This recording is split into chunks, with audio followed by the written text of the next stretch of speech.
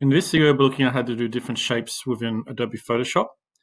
The Shapes option is located on the bottom left-hand side of your Photoshop toolkit. To change shapes, you hold and left-click on it by default.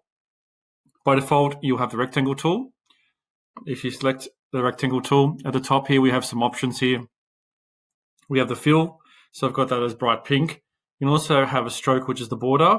So I'm just going to change that to, say, a different color completely. You can also change the thickness of the border here. At the moment, it's 1 pixel.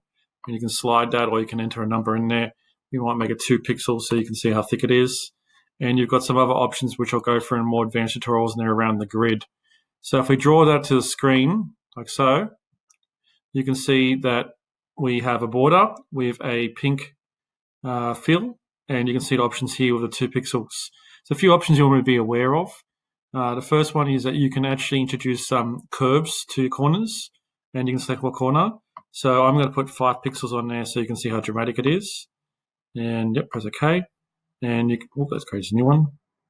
If I do 5 pixels, you can see here it's done a curve around the edges of 5 pixels. So if I select that again, other options you can change the height and the size of it if you want to. Another good thing too is that you're meant to work in layers when working with shapes. So you can see here, if I select this invert one here, it actually cuts away from it. So if I was to draw another one of a different color, you see I'll just change, oh, that changes the color there. So if I draw another one in there on top of it, you can see it's got a different color on top of it, so I might want to change the color there. And if I then go back, I can also remove it. So this option here is the subtract option. It's really useful when you're layering different types of shapes on top of each other. So let's undo that. All right, so next thing you can do is you have left click and hold. You've got the rounded rectangle tool, which is exactly the same thing, except it has round edges to it. If you left click and hold again and do the Ellipse Tool, this is another great tool to also, if you want to do ellipse style shapes, you just draw it out, and all the features in there are exactly the same in terms of the subtract and thickness. If you hold down again and go to Polygon tool, at the top here you have some extra options. The Polygon tool lets you draw different shapes in there, like so, and you can rotate it by just rotating around like that with your cursor or your mouse. If you want to change the size, you do that beforehand. You just go 15, for example.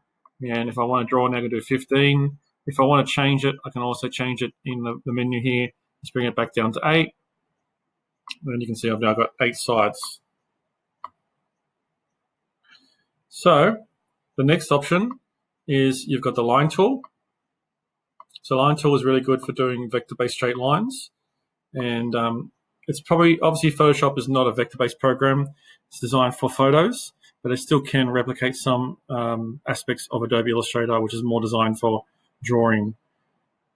If you have any questions on how to use shapes, please let me know in email or look at my other videos.